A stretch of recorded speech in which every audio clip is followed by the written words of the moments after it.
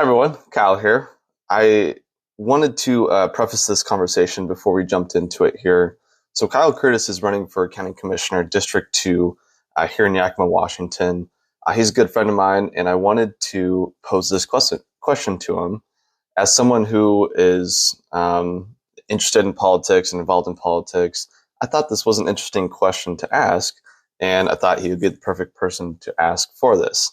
So for all of you listeners who are listening outside of Yakima, Washington, this might not be the most relevant conversation because we're going to tie it specifically back to Yakima. But I think it is an interesting question to think about as you think about your leaders in your community or around the world. And I think it's just kind of fascinating. He also has some really great travel experiences as well that I think are really interesting. For those of you in Yakima, Washington, this might be a lot more relevant to you. You might potentially be in the district that he's running in. So no matter what, I think you'll get a lot out of it. It's a pretty short episode, but I think you'll really enjoy it. So let's jump into it here, and hope you guys enjoy. I think that's okay. Cool. All right, welcome everyone. This is Our Travel Experiences. I'm your host, Kyle Rasmussen, and today I have with me my namesake, Kyle Curtis. How are you today? I'm good. Thanks for having me. Yeah, glad to have you here. I'm really excited to talk about your travel experiences. I'm really excited since I thought of this idea. You're running for office right now, and I thought, how has travel shaped our leaders, and how can it make us better leaders? So I wanted to put that question to you, is how has travel prepared you to potentially step into this role as county commissioner, and have you share some of your experiences? Right on. I think that's a great question, Kyle, and I think I'll just provide maybe a little bit of my background and who I am, and that'll bring some context into the true travel experiences I'd like to share today. So yeah, again, Kyle Curtis, born and raised out here in the Yakima Valley, out in White Swan on the Yakima Indian Reservation. I lived here all my life, went to the University of Washington, and then came back about 5 years ago, and I've been really involved in the community, and that's where you and I met, through Rotaract and Rotary and various groups in the community. Great organizations, by the way. Yes, great organizations. About a year ago, I decided to take a look at running for the county commissioner role because of just a lot of need and a lot of opportunity that I see our valley and our county have on the horizon. And I think a young perspective would bring great value to our leadership and to our county organization at the county level. So I am running to be Yakima County Commissioner, representing District 2, which is City of Yakima, City of Union Gap, and half of Terrace Heights there. So that's the district. So when you ask the question of what has traveling done and impacted me and opened my eyes to how to be a better leader, one travel experience that definitely comes to the top is when I had the opportunity in 2012 to travel abroad to China and spend 4 weeks there. It was a study abroad program through the University of Washington Foster School of Business program. And the whole purpose of those 4 weeks was to engage with the business community in China, business leaders, community leaders, and just general everyday people in China. And I remember, of course, I was a sophomore in college at the time, that I of course, had a lot of stigmatization and kind of perspective of what China was, right? Like how it was represented through the media, how it was represented through movies. And so I went into traveled to China with that mindset. And I'll tell you, ever since day one there, I was just at how vastly different China truly is from what you see in the media and the news. I had the opportunity to meet with Microsoft representatives that were Chinese working on Microsoft products there, and just see how their work culture was drastically different from my own, right? Like one of the biggest differences I took away was that here in the States, on the western side, I guess you can say, civilization, we really strive for this whole idea of creativity. We really promote creativity about individualism in our schools and of course in college and in business school. That's what it was all about. Like how do you make what you do different from everyone else. You got to stand out. Mm. And in China, in the work environment was complete opposite. You were actually reprimanded if you were trying to be quote unquote too colorful, of trying to think outside the box, of questioning authority. And so that was one business practice that I was like, okay, this is definitely a cultural thing, but also it's interwoven into just business practices. Yeah. One thing I'll say is that in China, I had this stigmatization that Chinese local people had negative imagery of U.S. citizens, and it was quite the opposite. Every single person I had the opportunity to speak with and engage with in China had very positive views of U.S. citizens, and were very happy to communicate and for us to be visiting. So that was really a cool experience. They do things differently in China in a lot of different ways. Specifically, just the workforce hour, right? Like, it's not a 8 to 5 type of gig. A lot of folks work 12 plus hours a day. Their working conditions are a little bit different. But it also opened my eyes to just the different leadership styles that other countries have. For us here in the States, it seems like a lot of your typical leadership styles is very extrovert type of individuals, very loud individuals, where in China, it was really a lot of introverted kind of personalities. The managers that were managing huge organizations in China were not extroverted type of individuals, very quiet, very data-driven, and it was kind of a unique, it was really unique to look at. Mm-hmm. Yeah, so you said you were over there for how long? That was 4 weeks. 4 weeks, okay. And you said, like, every day you were meeting with business leaders and that sort of thing? Yep. So different businesses every day. I mean, we spent a week in Beijing, a week in Shanghai, a week in Guilin, pronouncing it wrong. And then, those were the 3 major cities that we saw. So we got to travel quite a bit on the high-speed train. That was really cool. Yeah. We even drove past what they call ghost cities, cities that were built ready to move into, but no one ever moved into the cities just because of, whatever infrastructure wasn't completed at the time, whether it was a road or water or what. So it was really kind of crazy to see how in China, just based off of how the government is structured, that they can get massive projects done in a little amount of time. Just blows you away. Yeah. It's amazing. I mean, they create so many things and they're so efficient. I'm sure that's probably kind of come back in as you've come back to the U.S. I'm sure that might translate into some of the business practices you developed. It does. I mean, in the private world, I bid on a few government contracting opportunities, right? And I have realized that how difficult it is to do business with the government. There is all these rules and regulations and red tape that you have to go through. And in China, it's not the same. In China, when the government wants to build X, Y, and Z, there's really not too many rules, labor regulation, that allows them to move full steam ahead.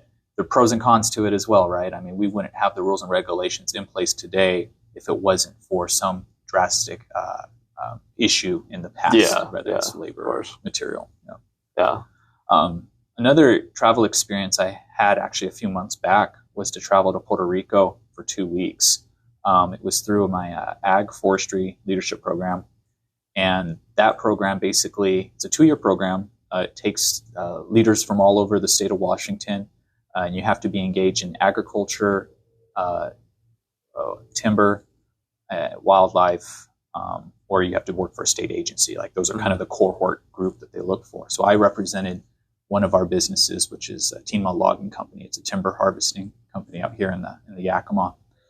But anyway, in Puerto Rico, traveling around the island, right? It's 130 miles long by 35 miles in width. So it's not a very large island. No. And you don't realize how many people live there until you're actually there. I mean, 7 million people live in Puerto Rico. Jeez. And just for context, like here in Yakima County, we only have 250,000. So huge amount of population in a space that's not so big. And one of the big takeaways I had there is it was really interesting in regards to leadership to see the drastic change in views towards the U.S.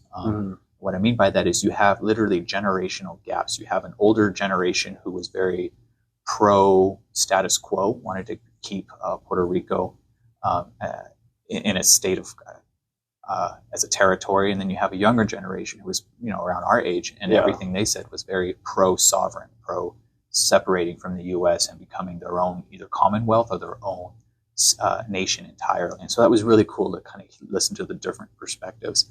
The other leadership thing I took away traveling around Puerto Rico is the difficulties that our ag producers faced in Puerto Rico are the same difficulties and challenges our ag producers face back home here in the Yakima, for example, whether it's water, whether it's rules and regulations, or whether it's funding through the USDA and different grant programs. There's all sorts of monies out there, but to get the monies to flow down to the local level and to do good is very, one's costly. It takes a lot of time, and there's also a lot of uncertainty with it. Puerto Rico, when I was there, it was 10 years after Hurricane Maria, but you still saw the devastation across the island in certain areas. Wow. Of course, being a forester, we looked at just how did the trees grow back after such a massive hurricane, and how did the Puerto Rican government kind of reinstate itself through that time. Yeah. That's got to be really interesting. One thing that I've noticed as a resident of the Yakima Valley is the generational gap that you mentioned. I think that's something that kind of affects us here as well. So I'm curious what your thoughts are on that, and how maybe going to Puerto Rico impacted your thoughts on that. Yeah, no, two thoughts come to mind. So one is, I don't know if you've noticed lately, but in our valley, we've got a lot more, I would say, breweries and wineries open, specifically breweries, on a Tuesday or Wednesday or Thursday night, you can pretty much go anywhere downtown and have a few beers and hang out, right? And that's a very, quote, hip type of thing. You didn't have that 5 years ago. Yeah. And I think that is the generational gap, that as young people, we want to socialize, we want to engage, and that's the type of venues that, we want to see in our valley. It really creates that life balance. Puerto Rico's the same thing. A lot of the upcoming, hip little restaurants and this and that, they do the same thing in Puerto Rico, and it's always the younger generation that's partaking in that. So, interesting. So as you're coming back to the Yakima Valley, you're running for this position. What kind of opportunities do you see for the Yakima Valley? Maybe how can we bring in more tourism? I think that's something that I think we've done a good job on with the breweries and wineries for bringing tourism to Yakima. But I think this really could be a good travel destination as well. Oh, it absolutely should be. It is, but it could be much, much better. We have a lot of great folks in Yakima that are working on this very issue with the visitors center and whatnot. I will say one thing, that I had the opportunity to serve on our planning commission for the county for the last 2 years. And one of the big issues we have been tackling, and it's now before the county commissioners to decide, is whether or not to allow, for example, restaurants to be at wineries or breweries, right? And in the ag community outside of the urban setting. And the reality is that our wineries and breweries really have a lot of potential for growth. There's a lot of interest in agriculture, especially from folks that live on the west side that don't, they want that experience. And so it's how do we allow our wineries and breweries to provide that experience, but also in a healthy way, right? A lot of our wineries and breweries are kind of out off the beaten path. There's not, traffic signals here. And so if you increase the traffic flow to these destinations, how does that impact your residents or the ag community that's working there? And so all of those things have to come into consideration. But to your point, Yakima is and should be an even better tourist destination. Our summer times here are just phenomenal. We have so much to offer. And I think you'd probably agree that a lot of the time, Yakima, we get a negative stigmatization just because of how much, for a county of our size, I recognize we have a lot of crime. We do. There's nothing we just do it. So we have to deal with it. And there's a lot of good things coming down to solve it. But I would hope that in the future that doesn't detract someone from visiting, our wonderful city. Yeah, definitely. One thing that I'm very invested in and particularly interested in hearing about is the whole airport situation. So I know we just went down to one flight a day out of Yakima. Have you maybe learned anything traveling about how to reinvigorate the Yakima airport, or make it better, or bring in more flights, that sort of thing? Absolutely. So I've served the last few years on the Yakima County Development Association. And the reason I mention that is because the whole purpose of that organization is how do we spur economic development in our county and our neighboring cities. So I was tasked on the task force to look into a federal aviation grant that this airport was trying to get. And basically it's a 2-year grant, but it would basically allow us to have another flight to another destination, right? Okay. And in going through that process, we realized one thing. We realized that, one, it's a 2-year grant. And then after the 2 years, we had nothing in place for our airport that would allow us to continue to subsidize that flight, to keep that flight. Mm-hmm. When you look at our Yakima airport, right now we only have one flight to Seattle, and I think it's now twice a day, right? Something like that. You look at our neighboring airport over in Pasco, they've got, 10 destination direct flights every single day. So how is it that Pasco is able to do that while Yakima isn't? My answer is it's because Pasco, the airport, is in what's called a port district. And port districts are, the way I would explain it, it's just another tool in your toolbox as a community to utilize to benefit the greater good. I believe that if we want the Yakima airport to be like Pasco, we're going to have to define a port district, not just around the airport, but a majority of the county. Because we know that our airport isn't just for traveling for leisure, but it's traveling for work. We have a lot of our ag producers that depend on those flights to bring in folks that are looking at the hop crop for the year or what have you. And so a port district is one way that we can use a financial mechanism to subsidize flights until the community starts to utilize it more so that it's self-sustaining. And that's what Pasco did 15, 30 years ago. Yeah. So, yes, we've got a lot of catching up to do, but we have the market. There is a reason Pasco spent a bunch of money targeting the citizens of Yakima, right, to go and fly out of Pasco, because they know that we want to fly. It is no longer, you don't save any hour or time in your day by driving over the pass and trying to find parking at SeaTac. You used to be able to. But nowadays you Not don't anymore. SeaTac I can attest to that. SeaTac is crowded as it is, and it's always a risk if you're going to find parking in the parking garage, and by the time you're done with it, you've already spent enough for another ticket, from Yakima. So I'm very passionate about that issue. I think there are answers on the horizon. I don't think just getting us another federal aviation grant is going to fix it. We need a solid solution that will be in place for the next 30, 50 years. So that we can have 10 flights out of Yakima, because there is that need, and there are studies to show that. Yeah, that makes a lot of sense. And that, I think that kind of goes back to all the red tape and dealing with the government and how can we make this all work. It's an interesting thing that we have to deal with here in the U.S. compared to a place like China, like you mentioned. So it's kind of interesting to hear that difference in mentality, or how the system works, essentially. I'm curious, in Puerto Rico, since it is a U.S. territory, but there is that gap of some people want to keep the same, keep it part of the U.S. Some people want to be their own separate country. Is there any major challenges that you've seen with their economic growth, or their ability to be a prosperous place? And how does that kind of translate back to Yakima? Well, in those two frames of thoughts, right, what I call the older generation and the newer generation, and pro status quo versus pro, I guess you can call it statehood, or becoming their own territory, or their own country.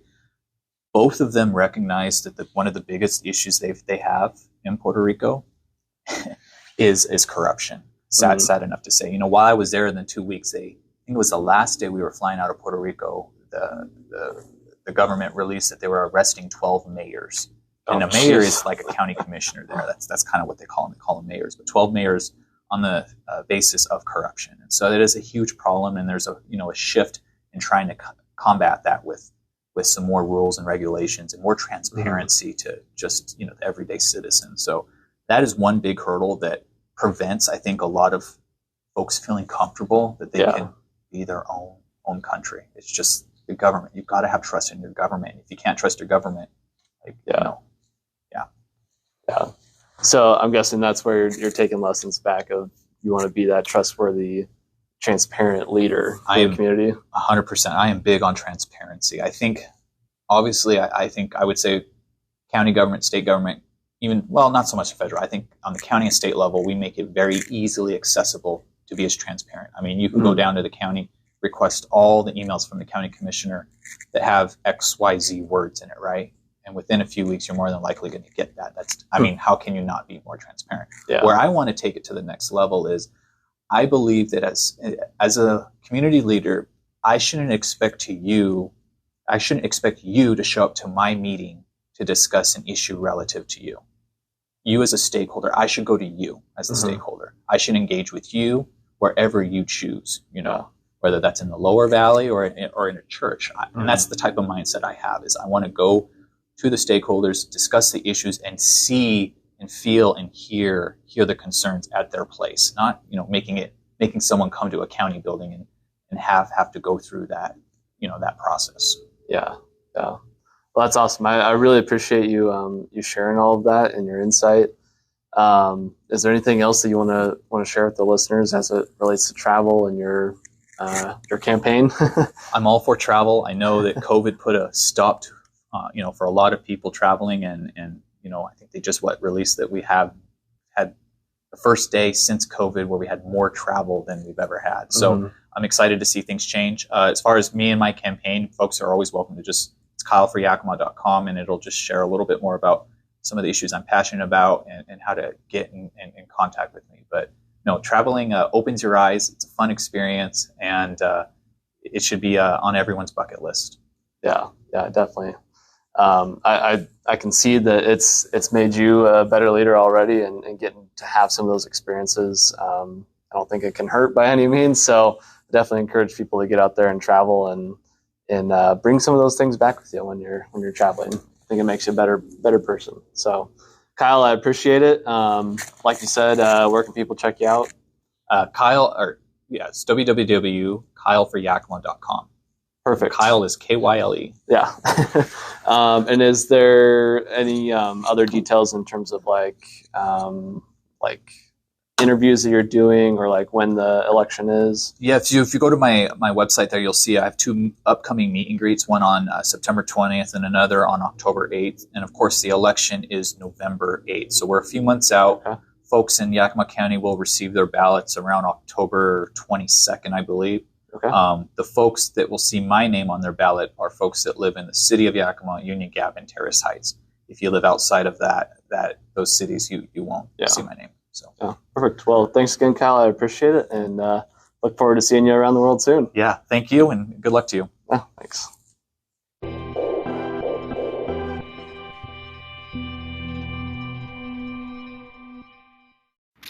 Hey everybody, Kyle here. If you enjoyed today's show and want more, you can always check out every episode on Spotify and Anchor. And now you can also listen on YouTube. Links are in the description below. If you want to see my travel pictures as well as travel pictures from guests on the show, you can check them out on Instagram. The page is called Our Travel Experiences Podcast. And if you want to share your own pictures on the Instagram page and or be a guest on the podcast, you can message me via that Instagram page or email me at ourtravelexperiences@outlook.com. I would love to see your pictures and hear about your travel experiences. And if that isn't enough for you, make sure to check out my new show, From Around the World Fridays. Every Friday, I'm taking 5 to 10 minutes to discuss one specific travel topic, whether that be questions I get from listeners, sharing some souvenirs that I've bought over the years, or discussing one particular city or country that I've been to, and so much more.